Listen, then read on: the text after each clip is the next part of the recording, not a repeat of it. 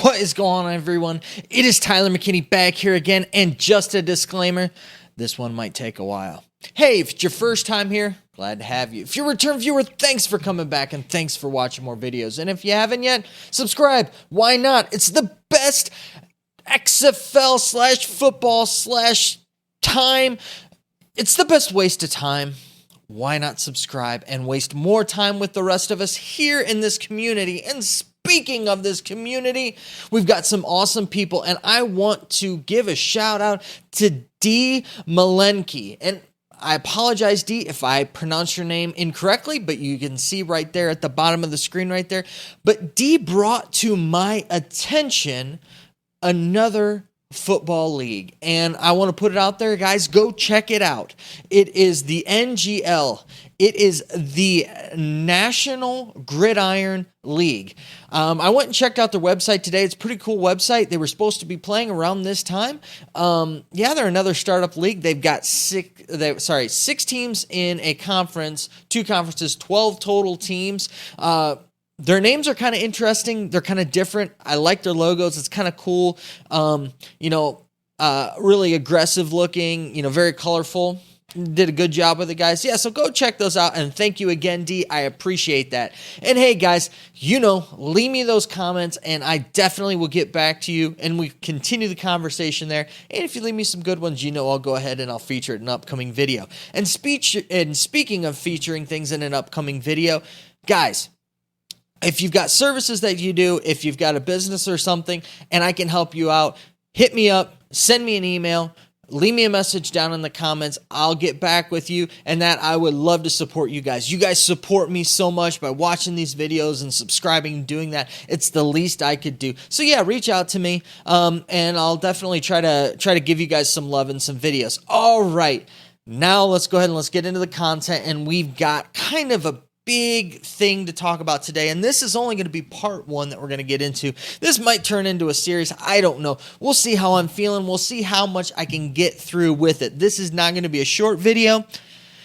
so let's get into it. First and foremost, looks like college football is going to be done for this year. Now, I know all of you guys who are still holding out hope, you guys in Nebraska, and you guys there in the ACC and the SEC and the Big 12. Listen, it's just a matter of time before you guys fall with all of the rest of them and move to a quote-unquote spring season. We'll see if it happens. I know we've got Ryan Day out there looking for, starting in January and all of that type of a thing. But and I put a poll out there, and if you haven't yet, go ahead and vote on that poll. I'd love to see what your guys' thoughts are if we're going to have any type of football come this fall. We might get some NFL. College is done. I know. We still have those, big ones that are still holding out, but it's looking like that they're not going to play. And I know that there's, Dabo Sweeney out there saying, hey, a championship's a championship, and it doesn't matter if there's less teams in this and that. And of course he's going to say that. He's kind of a jerk about things like that anyways. That's kind of how he does it. He kind of makes statements like that. It's just a matter of time. It really, truly is. And I mean, we really are, a few weeks away from really the start of college football, and they're behind the schedule. They're not anywhere where they need to be. Things are not in place. Yes, they've got schedules out, but they haven't figured any of this stuff out. It's ridiculous in my estimation to think that they're going to play. If you've got big fish who have already fallen, the rest of the dominoes are going to go. That's just the way I look at it. So, as I look at that, let's go to our number 1 XFL fan, and that's a guy over at NBC Sports. You know him, Florio, and let's look what he had. He came up with a preposterous idea, and all just because it doesn't make sense, and you can't put things together in that bit of time. And it's not so much that. And I'll have the link to the article and what he said and all of that down there. But pretty much what he said is the XFL needs to come out. They need to have a a bubble fall league. They need to take all of these disgruntled college players that are holding out and maybe some of the other guys that don't have NFL contracts, put them all together and do some quick little tournament thingy and give us football for the fall because nobody else is going to be doing anything. First, good night. The man doesn't have a clue. And again, he's just throwing it out there. He's just doing that stuff. He's just doing it because he knows that talking about the XFL, talking about doing stuff like that gets him hits. And that's the way he's going to get hits. But it's preposterous to look at it that way. I just don't think even if the XFL brought everybody back and even signed contracts back to bring back the guys who are on the teams to get the guys back that they can and then fill in the holes where they can to get everything ready, there is not any, realistically, the earliest they could do anything would be in October, and that would be really, really pushing it. They had a really, really good product that they put together that it took them time, and that was really even on kind of a shortened type of a timeline and a schedule. And you could kind of see some of that the first couple of weeks. I think they did a really good job of putting it together. I think they had enough time. They put together a really good product, but I think if they had a little bit more time, especially with the players, and that they could have put together a little bit better thing. So that's ridiculous. The second thing that's ridiculous to me is this bring in the college players that aren't playing, and then you can have this pseudo one season thing, and then the XFL doesn't need just a flash in the pan. That ain't going to work. It ain't going to sustain them. They need to really be able to have a really good base, put together some good seasons, and try to get some guys locked in and really get some stability there with things. We've heard rumors and we heard talks that, before the XFL kind of folded, that they were really going to try to lock up some of their marquee guys. Jordan Teamu. They were going to try to get PJ Walker and, Josh Johnson. These other guys who are playing really well, good football, really try to lock these guys up and really try to keep them, give them some decent contracts so that they're not pulled away by the NFL, and that they can really kind of build around these guys, give these guys some money and do that. They were looking to do that, and they were looking to bring in some guys that were having some trouble in the NFL that needed some experience and needed some time to be able to work through things and, to do some things. So they were looking at, there were reports that the XFL were looking at some different quarterbacks and stuff like that. But that's what they need to do. The XFL doesn't need to go try to get, a one-season Trevor Lawrence. They're not going to get a one-season Trevor Lawrence. He doesn't need to. Justin Fields, they don't need to. Those guys are set. That's kind of the star power you need. Maybe you might... See, I don't even remember the kid's name. From North Dakota. So it's Trey Lance. Okay. I got it. I apologize, guys. And I apologize, Trey. You're a really good player. I've heard about you. You've done yourself a great deal there, and you are looking to be a legitimate NFL quarterback.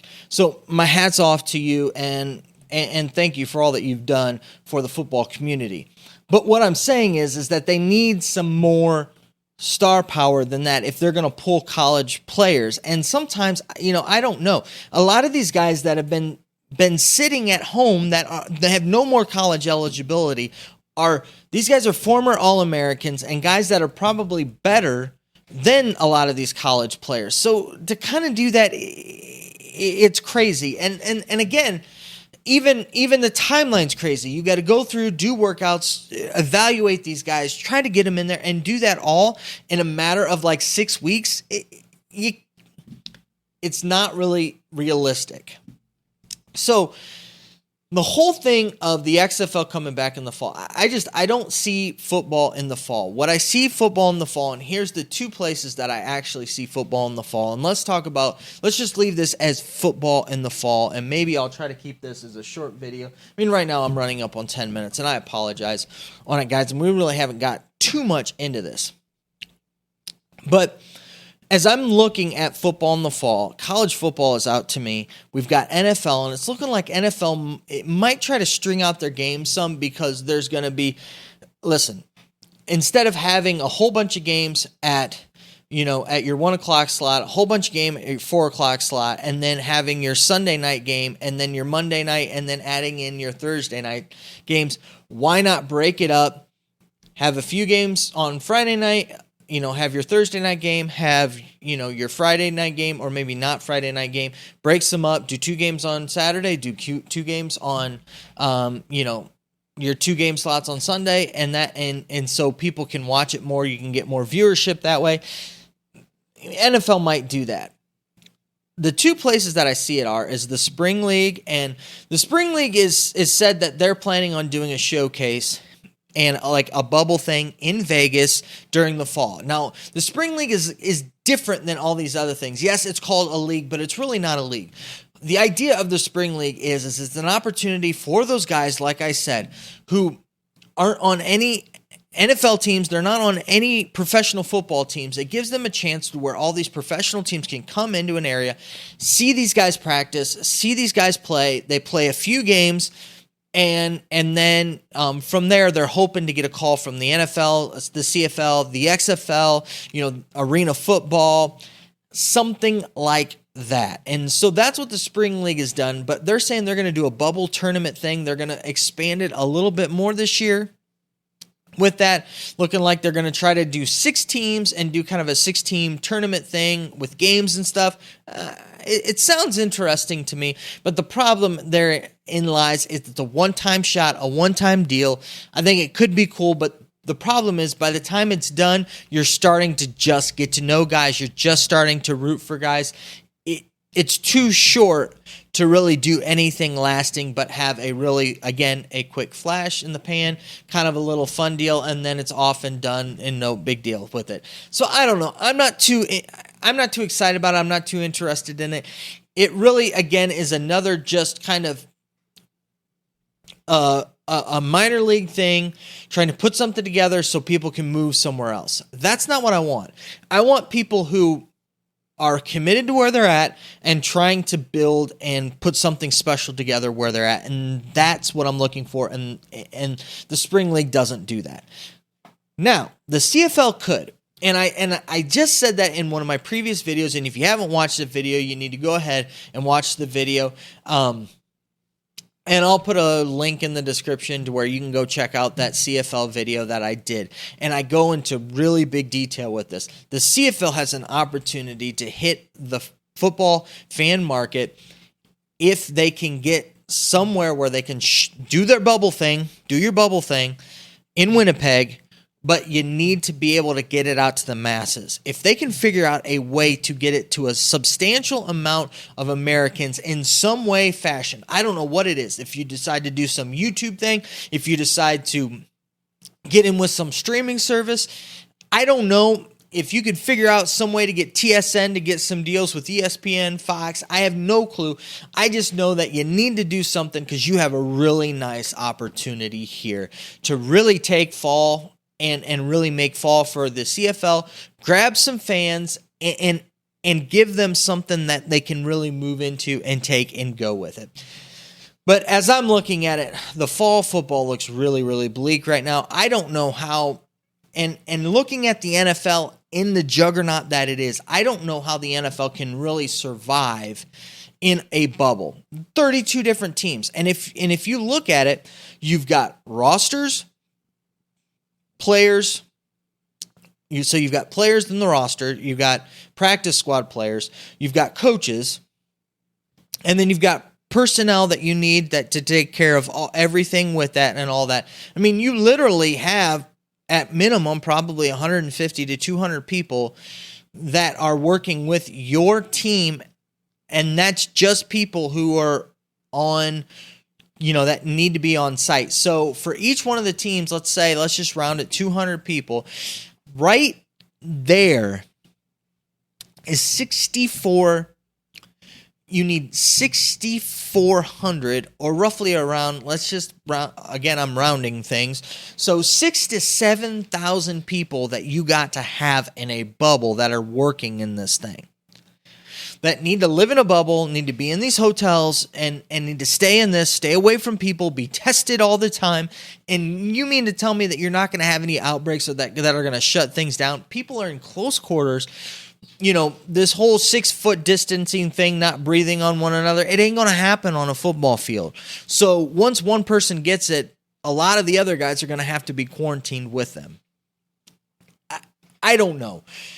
I don't see how it is. And, they talked about hub cities, where you get your division, you play a bunch of guys, they're all there for weeks, and then you can kind of move them around and all that. I don't know. The NFL really hasn't come out and said a whole lot.